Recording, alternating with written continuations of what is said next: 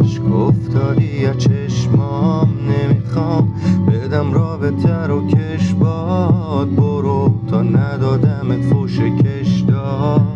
ما خیلی برا هم نداشتیم، هرچی که بود شر بود، تو سال قلبمون ازم رد پای درد موند. من و تو کور بودیم نمیدیدیم اصلا که این رابطه از اول یه اشتباه محض بود.